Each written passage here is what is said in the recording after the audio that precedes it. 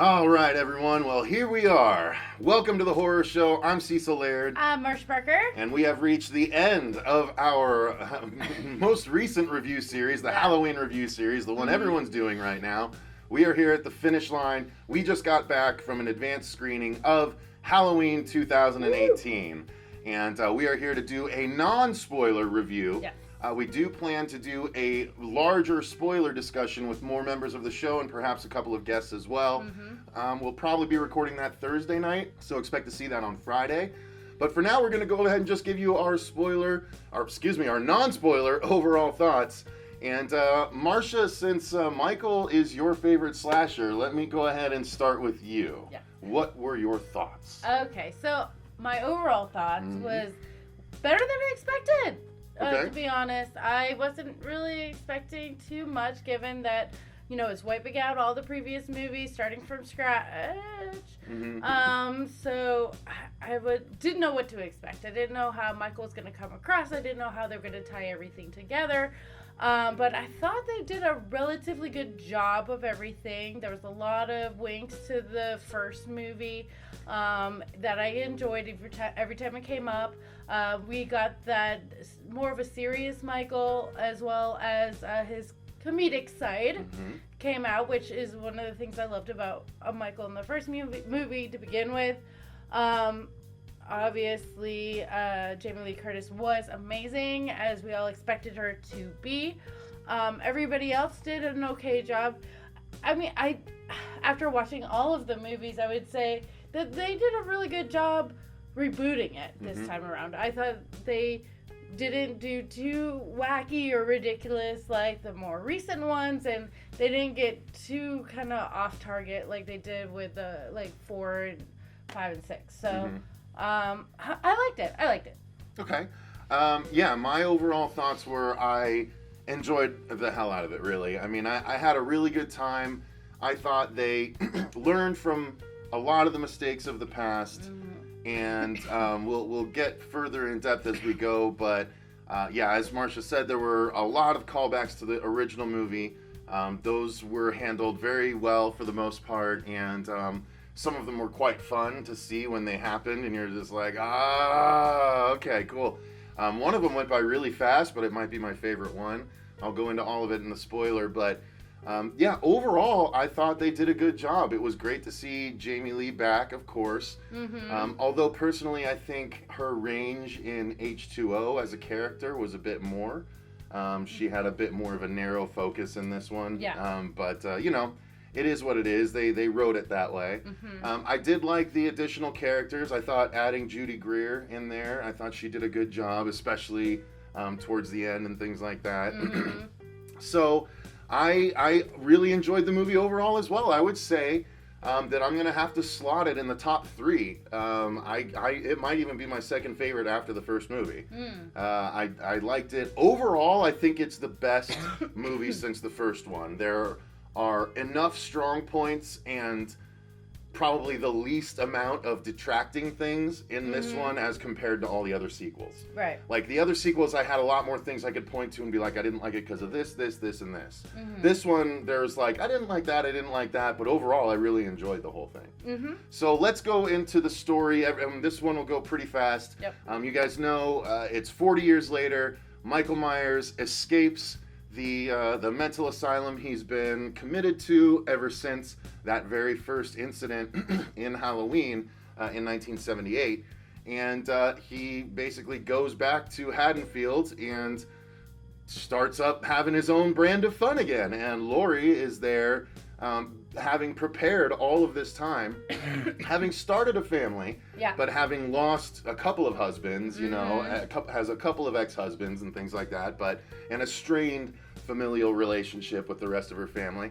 But nonetheless, she has been preparing for this very occurrence.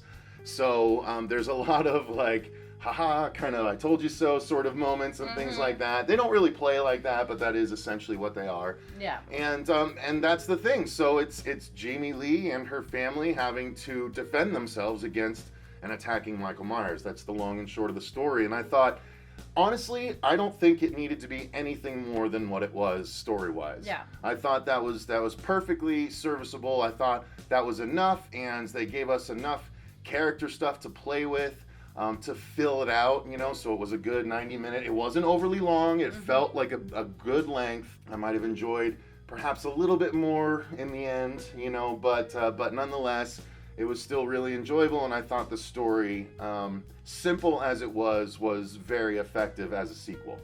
How about you for the story? I liked the story, and what I also liked about it was that there wasn't any explanation on how he finds Jamie or Laurie Strode again. Like it's funny because it seemed like when he got out, he wanted to go back to Haddonfield. Well, he got loose in Haddonfield, which was on purpose, but so he gets loose on Haddonfield, and he's just going around killing people.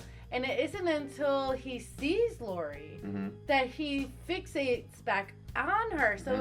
So it's a really great way to segue from him just killing people for Halloween's sake and to, oh wait, here's Laurie. Yay. And, so I can follow her trail from here, which made more sense than he somehow just knows where she is and where she's been living for 40 years and how he's able to cyber stalk her in the asylum. Really, it's her own fault that he it's her own fault that he goes after her once again because she's out and about rather than just hiding for the whole holiday. Well, that's kind of the purpose of her role, though. No, I know, for the writing of the movie's sake, but if the character was really as committed as she is to doing her thing, she would have just hidden rather than, that's not true. Depends on the way her motivations are playing out. She wants to end it. Right, that's what she does not want to hide. That was her purpose. True. Was that's that she's been waiting for 40 years to kill Michael, and so she's prepared herself for that, and now she has this opportunity. So it's a self-fulfilling prophecy, is what it is. It does make for what some viewers might consider stupid horror movie decision making, like conveniences. Not even conveniences, but just like, oh, why is that character doing that? But specifically her, it's because it is character driven. She makes a couple of decisions that are like, why would you do that? But at the same time, it's like she's waited 40 years to do that exact thing, right. to go and do her thing, every move she makes, even though it doesn't seem like it's calculated, it is calculated, which pretty is much really interesting in the way they tell that story. Yeah. The story effective for you then? It was very effective. I was entertained the whole time. There were some things that made me kind of giggle and go, okay, come on, seriously, you gotta throw that in there. I'm interested to hear what those are. Okay. Yeah. So, excuse me, and I don't want to give too much away because a lot of it does go along with the whole plot line. Right. Well, no, yeah, don't give too much away. Yeah, but all I'm saying is, for the most part, I thought they did a really good job putting everything together and with eliminating a lot of the holes that we come across in watching the other movies. So, I liked it. The granddaughter story, I was kind of disappointed. It was a little bit weak, because I thought it was going to be stronger than what it ended up being. They frame her like she's going to be the new Laurie. It's not really how things play out. But it's kind of nice because I guess you could consider that a bit of a twist on what you'd be expecting, right? What ends up happening, especially the mini twist moment with another character, where it goes from acting a particular way to turning on a dime, and the whole crowd was like, yeah! Like when that moment happened. I don't know if you're picking up what I'm laying down. I know what you're saying. Yeah. I know what you're saying. That's fine. Like that made that okay with me. The fact that she didn't end up being the Laurie. Right. You know what I mean? I mean, yeah, in a way, but I don't know. I agree with you in a little bit of it, but it just made the granddaughter like useless. I felt like her character ended up being useless and underutilized, and I feel like there could have been more she could have done. Like, there was a moment where she did step up to the plate and really, like, say, oh, okay, I'm not gonna run away, I'm gonna do this. But I don't know, it wasn't enough for me for her. Fair enough. But well, that's a good enough segue into the acting. Yeah. How did you like the acting of everyone? Let's start with the granddaughter since we're right there. Yeah, I thought she did an okay job. Yeah. I thought she was a strong actress. Mm-hmm. Her and her friend, I thought. Were good. I think all of them were the teenagers were. Oh yeah. I meant her girlfriend, but her guy friend was actually entertaining to watch too. Yeah. Well, there's like 4 main friends, and The so usual.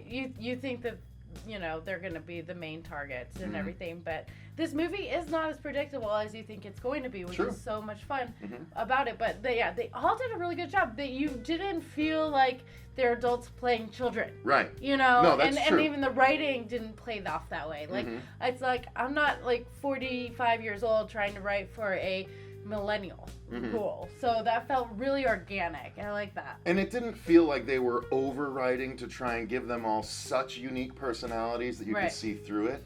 Like they just seemed like kind of your average everyday kids that you would notice in as much as you notice in this movie, right? You don't really know everything about the person that are sitting at the table next to you at lunchtime necessarily. And that's the same thing here. You don't necessarily know everything about them, but you know enough because of their relation to the granddaughter that you end up caring enough anyway. Yeah. So even just like the little bit of dialogue that some of them had, it was like effectively used. Yeah, it was very organic. I'm gonna keep saying that. Yeah, organic is a good way all to put it. the writing in this movie felt very organic. So. Well, I will say there's obvious conveniences, like you mentioned, the word convenience. Okay, you're right. What I'm just saying, there's one big convenience, and there's one thing that they never show how it happens that I'm just like, okay, that's a pretty big plot point to just kind of overlook. Right. But nonetheless, you kind of just let it go and you roll with it, and it is what it is. But I think it's a missed opportunity for a cool scene, so maybe there was something that they just didn't show. But yeah, the acting though, getting back to that, so those are the kids.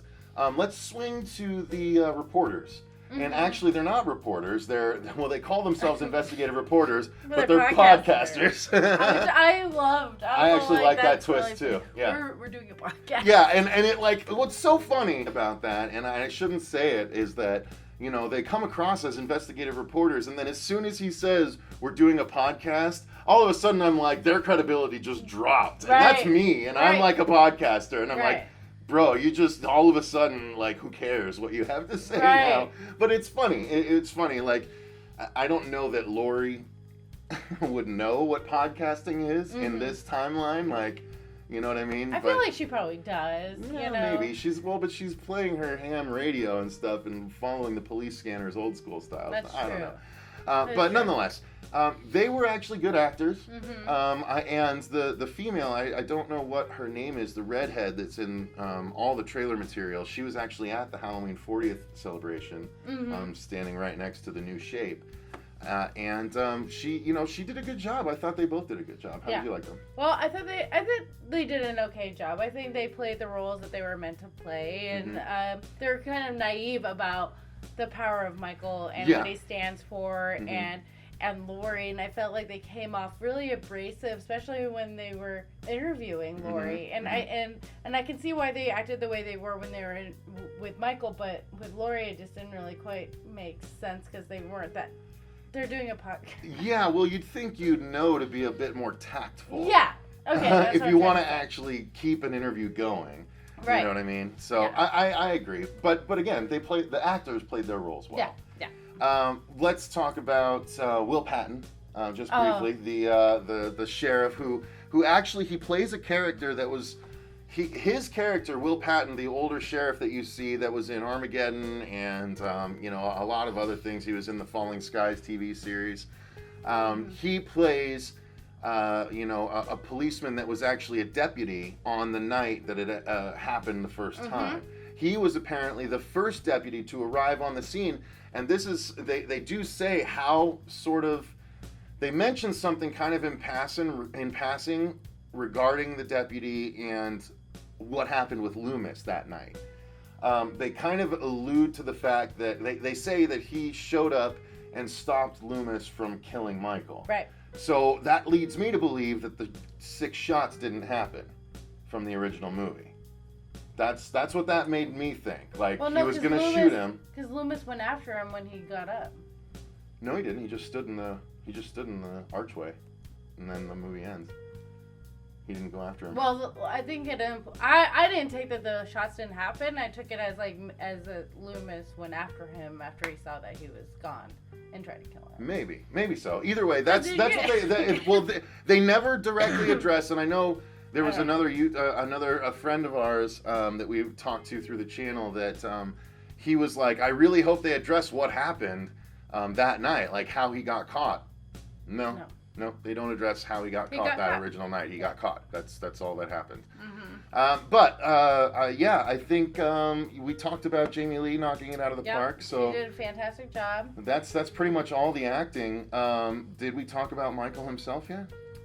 No, I don't. I think we kind of glossed over him. I think Michael, James Jude Courtney did an excellent job, I think, as Michael. Yeah, there was a lot of surprises with his approach to Michael, because it was a good balance of. It kind of brought me back to the original, his presence, but also made him feel more human and less supernatural. But he felt a little more Rob Zombie brutal than in the past. Well, that. I like that. I like that a lot, actually. It's like it's the aesthetic of the original shape with the brutality and force of the Rob Zombie shape. Right. So they did pick it up. So you still have. I think that's where I'm kind of going for. You still have like that ominous feel of Michael, like you did in the first movie. Stay on camera. But yeah, it was definitely more brutal and yeah. And there are a good amount of kills. I realized too late that I should have been counting. I wasn't, but there were enough that I might have lost count. And there were a mixture of on-camera kills and off-camera kills, which was nice. Here's the thing: in the past movies, there was either too many off-camera kills, like in H2O, or lackluster on-camera kills, like in a couple of them. Some of them are good, but I thought a lot of the on-camera kills in some of those middle movies were bad. But the on-camera kills in this one I thought were quite effective. Mm-hmm. There were a few too many neck cracks, maybe, in my opinion. But I have a lot to say about that. There was a lot of gore. Okay, well, please, by all means, jump in. Because I thought, like, the first half of the movie, you didn't get to see anything of him killing. You just heard the sound effects. Yeah. And he didn't really get to turn into Michael until about, 40 minutes in anyway. I think there's still a lot of missed opportunities, because then you have all.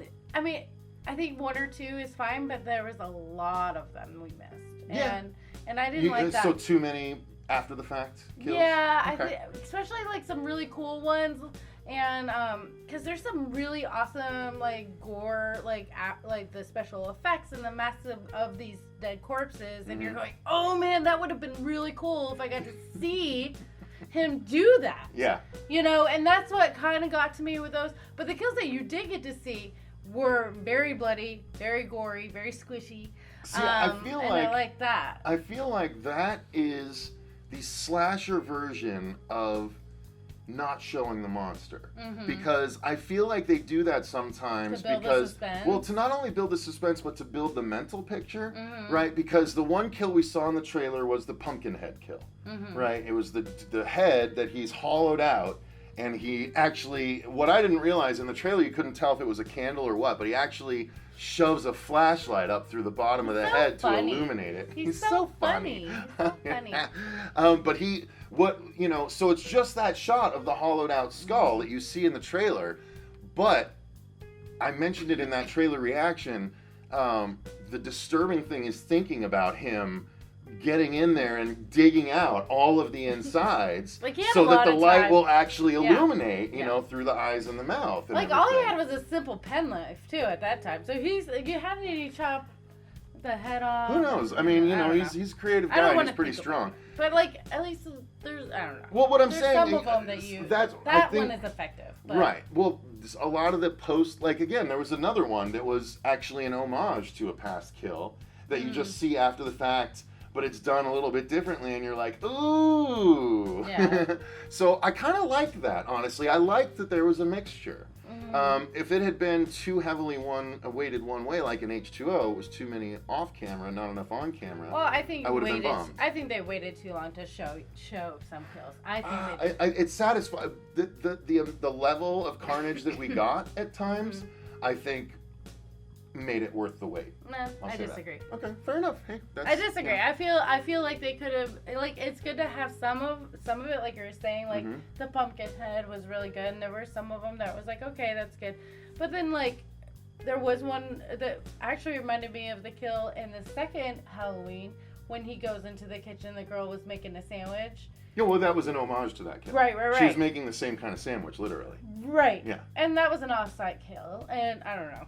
Well, that was effective audio-wise, which actually is a good bridge into the audio design, the sound design for the movie. Yeah. I thought they did a really good job with the sound design, especially when it came to the kill sounds and things like that. I thought it was very effective at building a mental picture as to what was happening. Because they weren't going to show you anything, so they had Well, sometimes they do, and sometimes they don't. I don't know. I felt that one was like really, I don't know. It felt a little extra. I feel like if they had shown every one of the kills that we got, it would have been overboard. I didn't say everyone, but I'm like on that one, there was no need to do it behind the wall. They were still building tension, but fair enough. All right, and then, well, what about Gore? You know, the Gore that we got. The How Gore did you was like great. it? Yeah, you liked the effects and all that stuff. Yeah, yeah. I thought it was a good balance. Like, because we barely had that in the first movies. The first movie. You got a little bit more as you went on. It's a lot. There was next to no gore in the first movie. Yeah. You got a lot in Rob Zombie. So I thought this was a good, healthy balance. There were some that was like a little extra, but I appreciated it a lot because it was squishy. Squishy. All right. Well, fair enough. Yeah, I mean, but did you like, here's the other thing I want to mention. Outside of the sound design, the score, I actually liked the bits of the score they used. I liked the new sort of additions they did. Yeah. There was actually some really cool, and yes, Carpenter does use synthy stuff a lot. There wasn't a huge amount of, well, there was some synth in the first score, but this felt like they actually went at times a little more Stranger Things and like a little heavier 80s synth at tense moments, but it worked very, very well, I thought. I thought they complemented the movie very well. I think they really went back to the roots. Excuse me. The roots of the original, and then played on and enhanced the parts that needed to be enhanced, and we really got that extra feel of Halloween. It felt like they were using the right tones, and they were really just emphasizing what we think of when we hear Halloween, and we think about the themes of Halloween and the kills and Michael coming after you. So I thought they did a good job. Yeah. All right. Well, I think that's going to be as good a place as any to call our non-spoiler review. Any final thoughts from you on it? You know, I really liked it. I would say it is in the top 5. I'm not going to give up my list, but it is in my top 5. Yeah, we are going to do a separate ranking video soon after this. Yeah. Top 5 of my Michaels. I love that he was funny. I love he was big and scary, and everybody had enough, when he showed up, enough knowledge to be scared and know that they were in trouble. So, and I like the idea of him going to house and just killing off people.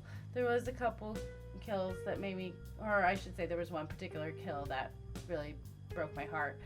But I got through it. All right. And I will respect the movie even though it's hard. It's kind of like fast-forwarding through the first part of John Wick. I'm just going to say that. Yeah, fair enough. All right, guys. Well, I think that's going to do it.